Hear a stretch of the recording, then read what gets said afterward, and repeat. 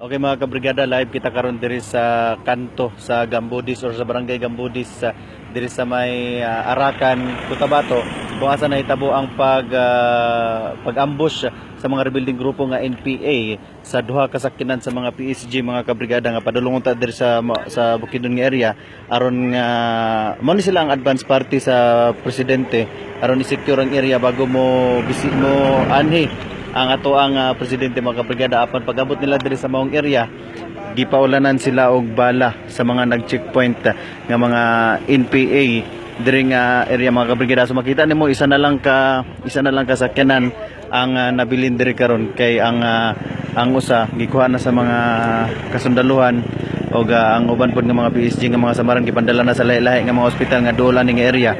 Og bago nahitabo ang maong pagpangambus mga kabrigada, nagmugna og checkpoint ang mga NPA diri sa maong lugar ug mauna kanang makita nyo karon sa screen, mauna siya ang ilang gibuhat nga pangharang diri. Stop NPA extortion, stop NPA attacks on civilian. So mauna ilang gibuhat nga pagpangharang diri mga kabrigada. Migamit pud sila og tarpaulin nga dunay nakabutang nga pangalan sa TF Davao. Og syempre kung ikaw pud nga civilian lang moagi diri, wala ka kabalo nga NPA dayto nagharang, so mohunong jud ka. So munay nahitabo diri mga kabrigada. Dito nga area nagpwesto ang grupo sa NPA mga kabrigada. Kung asa karon gisulod sa mga kasundaluhan aron i-clear ang maong area. Og dito sab nga kanto diri sila nagtago diri nagpwesto ang mga NPA mga kabrigada. Dito po sila misibat, dito sila miagi pasibat ani nga gikan diri nga area og sakay sila sa tulo ka mga sakyanan, duha ka jeep nga ilahang gigamit mga kabrigada, private nga jeep og ang ilahang ranger nga gisakyan nila pasibat gikan diri sa nahitabuan. Karon testingan nato pang interview diri mga saksi mga kabrigada kato sir. Sir, excuse, dili ka ma-interview sir. Taga diri ka sir? Oh, Unsa gyud ang nahitabo sir? kwan abot to kwan mga alas 5. Mga alas 5 kwan tubod. Ito pagharang masakyanan. Mo ni naabot ni sila mo ni atong duha ka sakyanan. Tulo ni sila kumboy. Mga unsang orasan nahitabo sir? Alas 5. Pila ka convoy ni?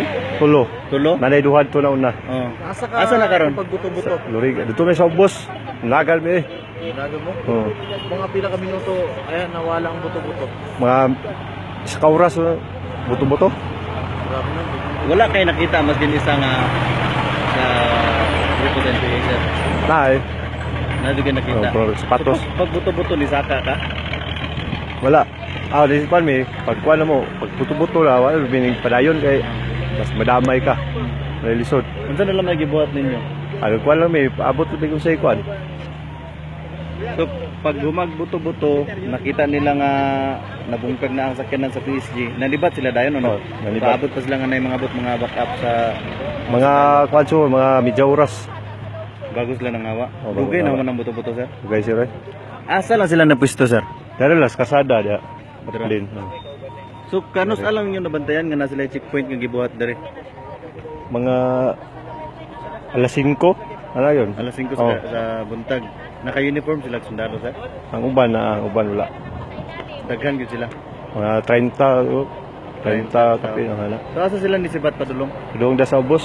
Unsa ilang gisakyan sir? Jeep, duha ka jeep. Oh. Og isa ka ranger. Puno to sila tanan. Puno. So asa na daw ang duha ka Wag Luriga. sa Luriga. Luriga? Oh. Isa nagdala dito sir. Kuan. Sila ra po di adto dito. Ang kato ng mga PSG nga sakay ato. Oh. So ang pinaka nadamis gid sa sakyanan kani Kini ra gyud. katong duha Wala. wala kay tuigo. So mo ni ang pinakaulahi. Oh, mo ni pinakaulay. sa madan kita nimo diha? Isa. Isa ra. Oh. Tapos pika. Wala. Wala po. Oh. Wala. Salamat ah. Salamat po sa. Tingnan natin inabi to figure yo. Sige. Sige sir.